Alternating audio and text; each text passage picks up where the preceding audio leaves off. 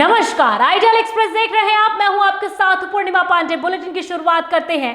देखिए, भारत और अमेरिका के बीच चल रहे टैरिफ विवाद में अब एक बड़ा और महत्वपूर्ण फैसला लिया गया है। जी हां, देखिए, भारतीय डाक विभाग ने फैसला लिया है। अमेरिका के लिए ज्यादातर डाक सर्विस अब बंद कर देगा भारत। 25 अगस्त से नया नियम होगा लागू। अमेरिका में नए नियम लागू होने से पहले ही सर्विस को किया गया निलंबित। भारत अमेरिका में टैरिफ को लेकर तनाव के बाद यह बड़ा फैसला। भारतीय डाक विभाग ने लिया फैसला, अमेरिका के लिए ज्यादातर डाक सर्विसेज होंगे बंद। 25 अगस्त से नया नियम होगा लागू। अमेरिका में नए नियम लागू होने से पहले ही सर्विस को किया निलंबित।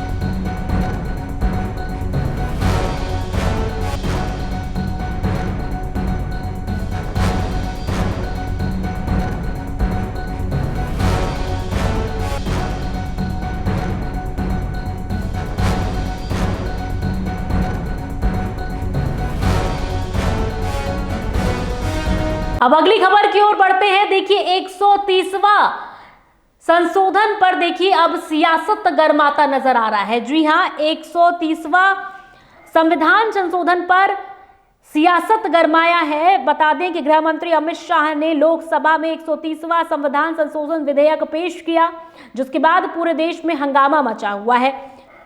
इस विधेयक में कहा गया है कि किसी भी मंत्री, मुख्यमंत्री और प्रधानमंत्री को जेल जाने पर 30 दिन के भीतर खुद इस्तीफा देना होगा।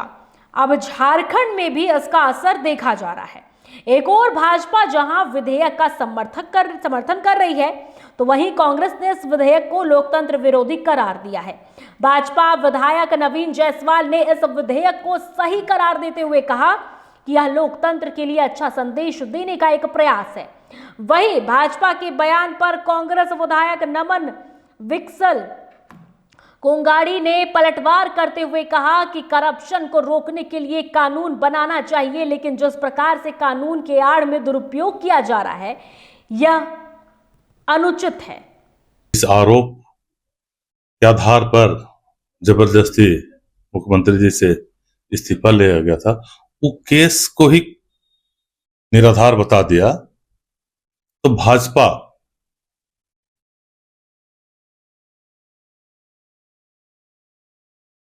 राजनीति में एक भय पैदा करना चाह रहे जनप्रतिनिधियों को लेकर। निश्चित है, करप्शन को रोकने के लिए जितना से जितना हो सके कठोर कानून बनना चाहिए, लेकिन जिस तरह से इन कानूनों का दुरुपयोग भाजपा कर रही है, वो लोकतंत्र के लिए खतरा है। और जिस समय में, चूंकि अभी उपराष्ट्रपति का चुनाव होना है, जिसमें सभी मुख्यमंत्री उनके वोटर होते हैं, उनको मतदान करना है,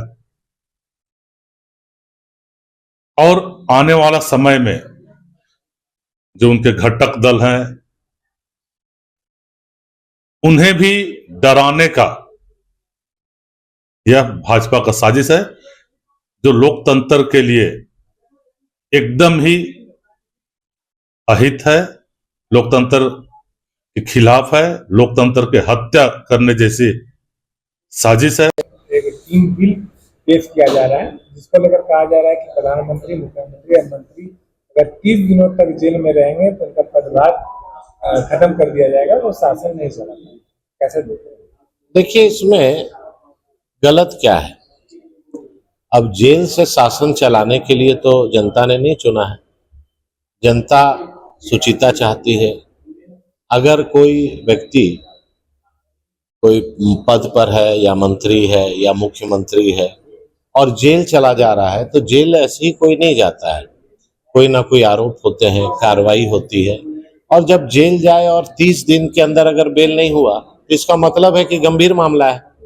तो कहीं ना कहीं एक लोकतांत्रिक व्यवस्था में एक अच्छा मैसेज जाए और ये बिल स्वागत योग्य है, इसमें गलत कहाँ है। आप अगर उसके बाद जेल से बाहर आते हैं फिर आप शपथ ले लीजिए अगर आपको निर्दोष हैं तो।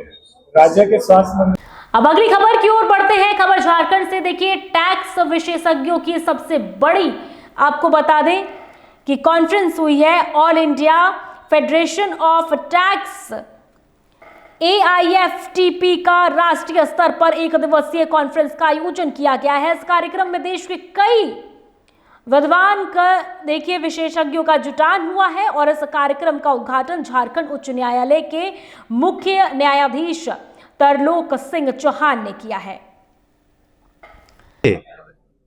जो जानकारी टैक्स की है, दो पहलू है, इनकम टैक्स और जीएसटी की। अभी पहला सत्र में हमारा जीएसटी का सत्र है। इसमें जो विषय हम लोगों ने रखा था ये पेनल्टी का सेक्शन है। तो जीएसटी में पेनल्टी का क्या प्रभाव है, आप किस तरह से कार्य कर रहे हैं, आपके ऊपर शास्ति का किस तरह का प्रभाव है, उसको हम लोग दर्शाने के लिए सारे हम लोग एडवोकेट्स एक मंथन के लिए बैठे हैं। आपने देखा होगा कि इस कॉन्फ्रेंस का थीम भी वही रखा है हम लोग, कर करार्थ। तो करार्थ का मंथन में यही होता है कि कर से मंथन करना, तो उसी थीम पे हम लोग लेके चल रहे हैं।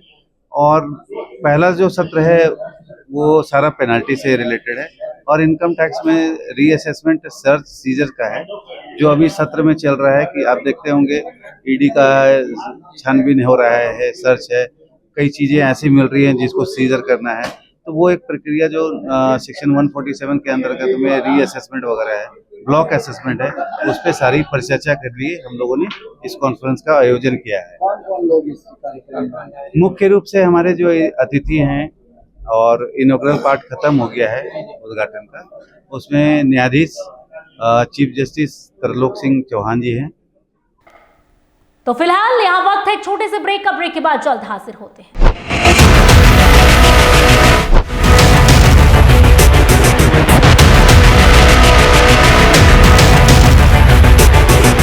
अगर सत्ता से सवाल पूछना बगावत है तो हाँ, मैं बागी हूं। अगर सच्चाई दिखाना गुनाह है तो हाँ, मैं गुनहगार हूं। ना डर है, ना दहशत है, ना खौफ तुम्हारे इल्जामों का। पूछेंगे सवाल, तलाशेंगे जवाब, और डंके की चोट पर करेंगे सच और झूठ का पर्दाफाश। बरसों पहले जो सफर शुरू हुआ था, अब उसे अंजाम तक पहुंचाने की बारी है। सिर्फ खबर नहीं, अब इंसाफ दिलाने की भी जिम्मेदारी है। लौट रहा हूं कड़े और बड़े सवालों के साथ, फेस टू फेस आशुतोष के साथ, सिर्फ आइडियल एक्सप्रेस पर। बदलते समय के बीच खबरों की दुनिया में आइडियल एक्सप्रेस की एंट्री।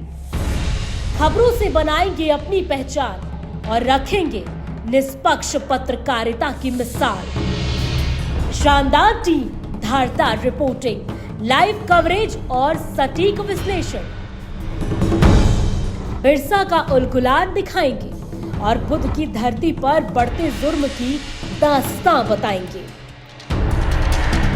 बंगाल से लेकर सिक्किम और यूपी से लेकर उत्तराखंड की हर छोटी बड़ी खबर से रूबरू कराएंगे। विकास के नाम पर हो रही धांधली बताएंगे और गांव ज्वार से निकलने वाली उम्मीद की किरण दिखाएंगे। सिर्फ पत्रकार नहीं, परिवार की तरह आपका साथ निभाएंगे। हम आइडियल एक्सप्रेस हैं, सच की तह तक जाएंगे। ब्रेक के बाद स्वागत है आपका। खबरों की ओर बढ़ते हैं और देखिए, एक अस्पताल से जो तस्वीरें सामने निकल कर आई है वो बेहद ही चौंकाने वाली है। और यह अस्पताल कोई मामूली अस्पताल नहीं बल्कि सदर अस्पताल है। जी हां, सदर अस्पताल को लेकर एक तस्वीर सामने आई है सहरसा से, जहां कोसी का PHCH कहा जाने वाला सदर अस्पताल, PMCH कहा जाने वाला सदर अस्पताल, इन दोनों यहाँ इन दिनों देखिए यहाँ आने वाले मरीजों को संक्रमित का दावत दे रहा है। अस्पताल के मुख्य गेट पर ही कचरों का अंबार लगा हुआ है। खासकर अस्पताल में इस्तेमाल किया गया मेडिकल वेस्ट मुख्य गेट के पास से फेंका जाता है। स्थिति ऐसी है कि मुख्य गेट के आने वाले मरीजों और उनके परिजनों को नाक पर रुमाल रखकर अंदर दाखिल होना पड़ता है। इतना ही नहीं, जहां कचरा फेंका जाता है उसके ठीक बगल में दीदी की रसोई भी चलती है, जहां लोग घूमने और खाने पीने के लिए आते हैं। लोगों का कहना है कि यहां लोग अपना इलाज कराने आते हैं, लेकिन जिस तरह से मुख्य गेट के पास कचरों को फेंका जा रहा है, ऐसे में यहां आने वाले मरीज ठीक होने के बजाय और भी बीमारी से ग्रसित हो रहे हैं। अब अगली खबर की ओर बढ़ते हैं, जहां पुलिस की बड़ी कार्रवाई में देखिए शराब तस्करों का भांडाफोड़ किया गया है। खबर मुजफ्फरपुर से। उत्पाद विभाग ने छापेमारी कर 56 कार्टून विदेशी शराब बरामद किया है। बिहार के मुजफ्फरपुर स्थित रेवा घाट पर उत्पाद विभाग ने इंस्पेक्टर दीपक कुमार सिंह अपने टीम के साथ छापेमारी के दौरान कर रहे ट्रैक्टर से 56 कार्टून विदेशी शराब जब्त किया गया, जिसमें 3 ब्रांड के टेट्रा पैक भी विदेशी शराब पकड़ा गया। और जानकारी के मुताबिक ट्रैक्टर यूपी से मोतिहारी के रास्ते घाट होते हुए वैशाली जाने वाली थी और इस बीच देखिए पुलिस ने पकड़ लिया है। अब अगली खबर की ओर बढ़ते हैं। खबर पलामू से, जहां पलामू में बढ़ती चोरी को लेकर पुलिस ने देखिए एक पहल की है और जिसके तहत चोरों को गिरफ्तार किया गया है। पलामू पुलिस ने 19 अप्रैल को रेहला के सबौना गांव में एक घर में घुसकर हुए चोरी में मामले में उद्भेदन कर दिया है। पुलिस ने बताया है कि इस पूरे मामले में जांच टीम के तकनीकी टीम के साथ मिलकर कार्रवाई करते हुए चोरी के मोबाइल के साथ जिगजिगी के 2 अपराधियों को भी देखिए गिरफ्तार। तो फिलहाल मेरे साथ इस बुलेटिन में इतना ही। ऐसे ही तमाम खबरों के लिए देखते रहिए ITL एक्सप्रेस।